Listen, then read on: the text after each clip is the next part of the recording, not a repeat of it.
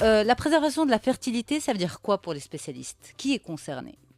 Alors, quand on parle de préservation de la fertilité ou plutôt des gamètes, on s'adresse à des couples dont un des membres présente une pathologie qui nécessite donc cette préservation, soit on s'adresse à un individu qui est confronté à une maladie, une pathologie qui peut être des fois bénigne, des fois maligne et qui nécessite d'intervenir avant de commencer le traitement de cette maladie pour éviter qu'après, il ait des difficultés donc, à avoir des enfants.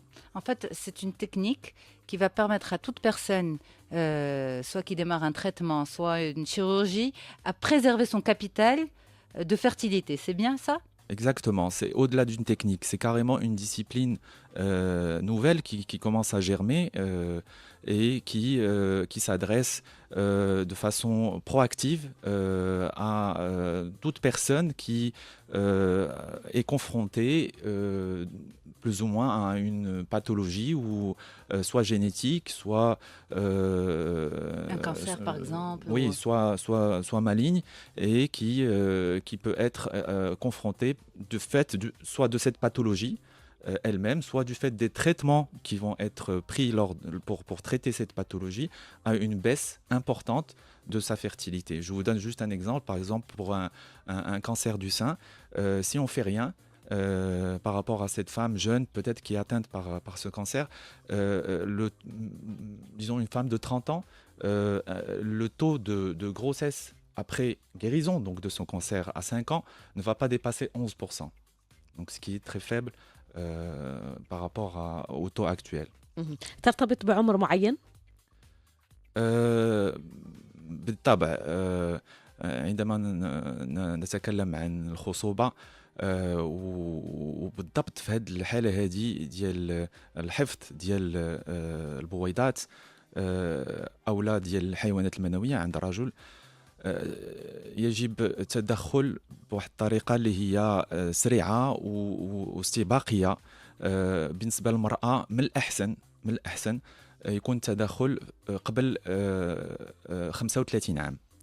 يعني ما بين 35 و 40 عام يمكن الواحد يدير محاولات فنسب نسب ديال النجاح ديال داك استخدام داك البويضات اللي تحفظوا تتنقص شويه لان الجوده ديال داك البويضات ما تتبقاش يعني 100% هي مزيانه. نفسها خلال العشرينات. ما نعم، كتكونش نفس ما تتكونش الجودة. نفسها.